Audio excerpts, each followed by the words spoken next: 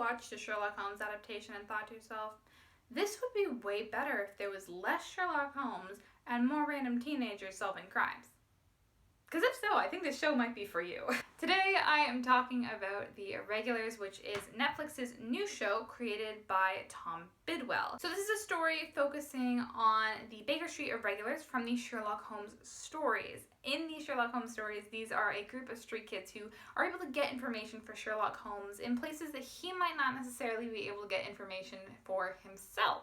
I've heard some people describe this show as a crossover between Stranger Things and Scooby-Doo, which honestly makes a lot of sense. It has a lot of those supernatural elements to it that Stranger Things does. It has that very nice coming-of-age young group of heroes vibe that Stranger Things does, but it also has that Monster of the Week feel of Scooby-Doo, which is actually what the creator was going for when he wrote the show.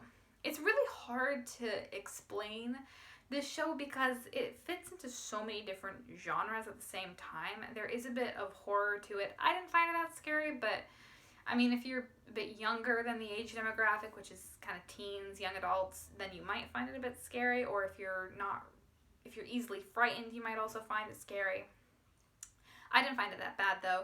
There's also a lot of comedic moments, there's a lot of drama, there's a little bit of romance in it.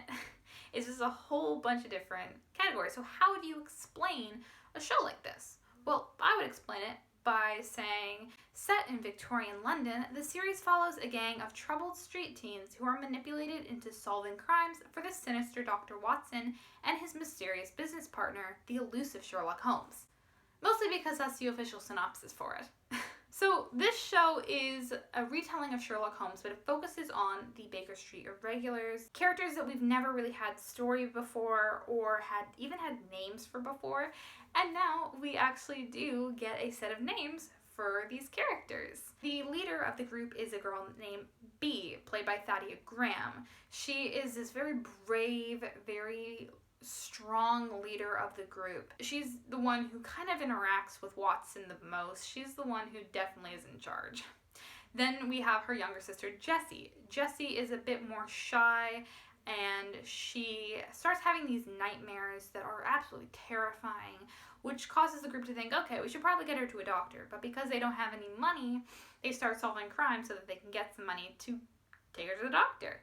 She is played by the actress Darcy Shaw. Then we get to the character of Billy, who is played by Jojo Macari. He is the strong guy of the group. He's a tough guy. He's the one who gets things done with brute force. He's been friends with Bee and Jessie since they were all kids. Then we have Spike, who is the comedic relief of the group. He's played by Mikel David. He is one of my favorite characters. He is the smooth talker. He knows how to get information out of people. He is very entertaining, and I loved this character. And finally, we have Leo, or Leopold, played by Harrison Osterfield. Leo is a prince of England, but his friends don't know that. He's a secret prince. Leo has spent his whole life in the palace, and he wants to go off and explore the world.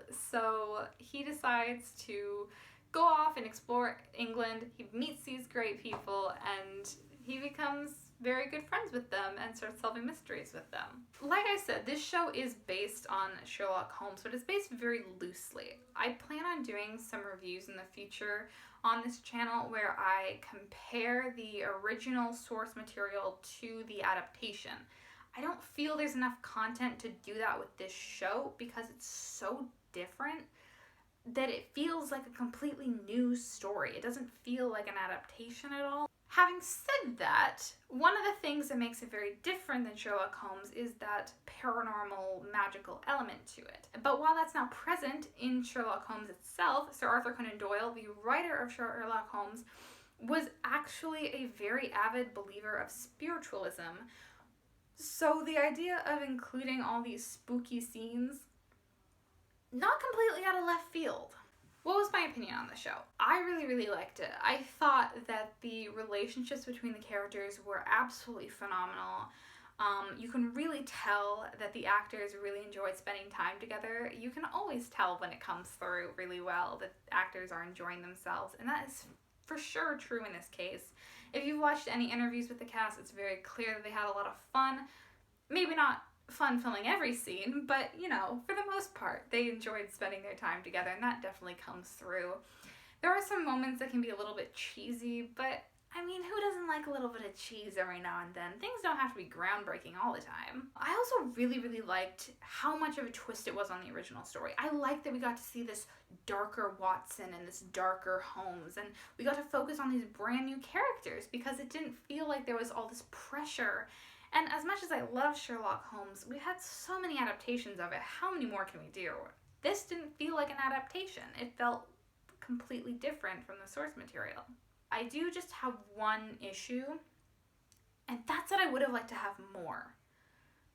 I know, that sounds like such a dumb issue to have, but let me explain, because I don't just mean more episodes, despite the fact that I do want more episodes. We get more character development with Bea and Jesse. We do get full character arcs for them. We do get full round lessons that they learn. We don't really get that with the rest of the boys.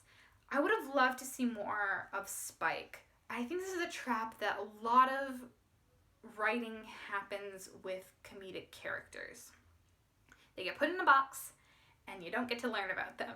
We learn about every other character's home life and every other character's parents and history except for Spike.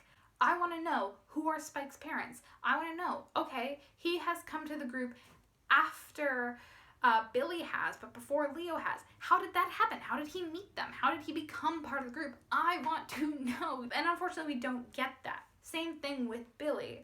We do learn a bit more about Billy's past. He has a little story arc where he deals with some things from his past, but it wraps up in about 2 or 3 episodes. I would have liked to see that stretch out for maybe not the whole season, but definitely longer than it was. He's a very strong character physically. I would have liked to see him struggle with becoming strong emotionally. I love seeing conflict within characters' own self, and I just feel like I didn't really get that with Billy. And the same thing is true for Leopold.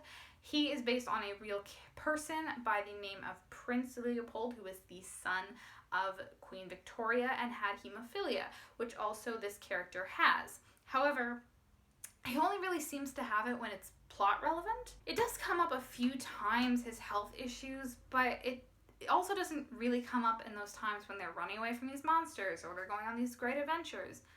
I want to see more. I want to see him deal with that. I want to see him want to go on these adventures, but then maybe second guess himself, maybe think, oh, I don't know, like, maybe he gets hurt and has to hide it from the group, which, you know, did happen, but I want to see it happen more. I want to see him actually struggle with it, and I don't think that we got that very much in the show. If it's picked up again, I think the second season will be even better than the first because they've already done all of this establishing work. We already know a bit about the characters, so we can develop them even further. Maybe we can focus a bit more on the boys. I would just love to see that, and I think a second season would do them really, really well. Having said that, that is my only real qualm with the show. I have heard other people complain about the historical accuracy of the music and of the language. The show is a very modern feeling show. It feels like a very modern coming of age show, you know, with magic and mystery. And have you ever noticed that people in coming of age movies have a lot more exciting lives than you? This show feels very modern, and it employs a very modern electronic sounding soundtrack and very modern dialogue. And that didn't really bother me that much, which confused me. I'm not a big fan of The Great Gatsby film because they use very modern music. I thought, hey, this would be a great way to introduce people to jazz. This would be a great way to make jazz cool again.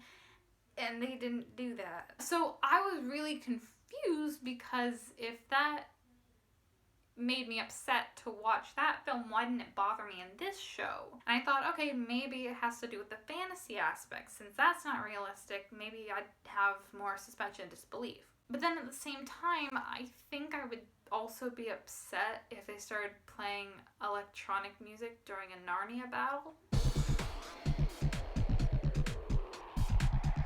So it couldn't be that then, right? If it's not the fantasy aspect, what is it that makes historical accuracy important? Because I do think it has its place. I definitely do. But I also think that it can be dismissed sometimes. So what is it that does that? So I came up with 3 things that I think clarify what my personal opinion is on when historical accuracy is important. Keep in mind, this is all my opinion. If you're someone who thinks historical accuracy should always be important, then that's fine. And if you're someone who thinks that historical accuracy never has to be important, that's also fine. This is just my opinion, and I'm interested to see if anyone actually agrees with this and what your thoughts are. So it comes down to 3 questions. Question 1, are you trying to portray an accurate picture of life in that time period? So this is something like Little Women or Downton Abbey or even Great Gatsby. You're trying to paint a picture of what life was like in a certain time period. And because you're doing that, despite the fact that you're taking creative liberties, that's fine too. You're trying to make it interesting. You do have a duty, at least I think, to be as accurate as you can. Okay, so clearly The Irregulars isn't trying to be accurate. So where does it fall? So next we get to our second question. Is your media based on a book? So this time I'm referring to things that are based on books and have more supernatural elements to them, such as Frankenstein or Dracula. Obviously these are not accurate to the time period, but I think they do kind of hold a standard because of when they were written. They have a certain image put in your head of when you're reading it. And I just feel like that is also important when you're making the show. That's the image that most people are going to have in their head when they're reading the book.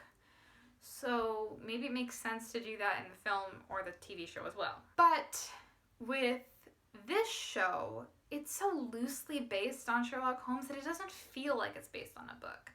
So I think it kind of doesn't matter. Which brings us to question 3, which is, what are the themes that you are trying to portray? I know that doesn't sound like it's related, but hear me out. So in The Irregulars, there are a lot of themes that they go through. So things like found family, grieving in a healthy way, using your differences as strengths, overcoming your fears, and the one that we're talking about, which is the idea of young people being the ones to take on the world.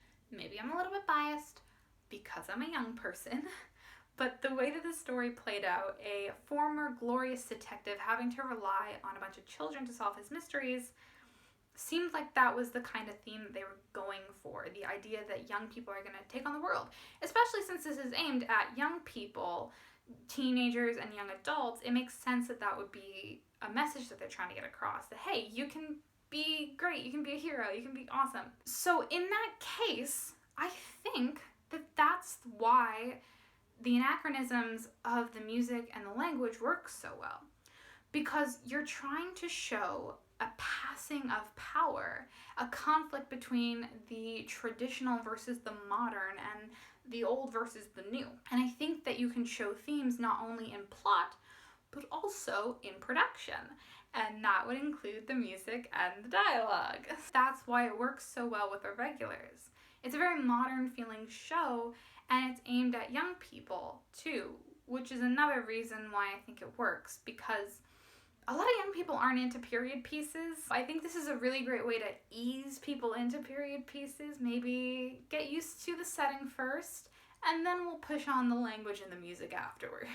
I think that that's why it doesn't bother me that it's not very historically accurate. But hey, if that's something that takes you out of the setting, that's fine. Like, it may not be for you.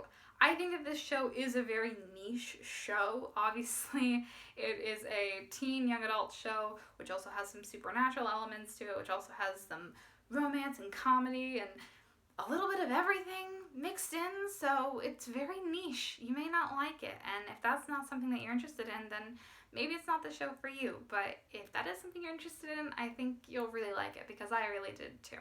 What are my final thoughts? I really like this show. I think it can be a little bit cheesy, but I think that that's okay. I really enjoyed it. I'm probably going to watch it again. I just wish there was a bit more development with the characters, which hopefully, if they get a second season, we will get. So, what are your thoughts on this show? Did you watch it and really like it? Do you think about watching it, but this is the thing that pushed you one way or the other towards watching it or not? What are your thoughts on the historical accuracy? Did the show take you out of the element whenever you were watching it and a EDM song started playing? Or was that something that you thought really worked with it? Do you agree with my criteria, or maybe you have a different opinion? Let's talk down in the comments. Please, let's go. But let's just remember that we are all allowed to have different opinions, and we can have conversations and disagree while also being polite and respectful to each other. Yeah, I would give this show a solid 4 irregulars out of 5. Really good, but still has room for improvement. I am very excited to see if this gets a second season, and if it does, I think it'll be phenomenal. That's it for today, I suppose. I am planning on putting out a video soon where I review the Chaos Walking series by Patrick Ness. Just the books, not the movie, because the movie isn't out where I live. I do love the books, so I will be putting a video about that. If that's something that you want to see, then you should definitely stick around. Maybe hit subscribe so that you can be notified when that happens. Otherwise, let's talk down in the comments about the irregulars, and I'll see you guys in the next video. Bye-bye!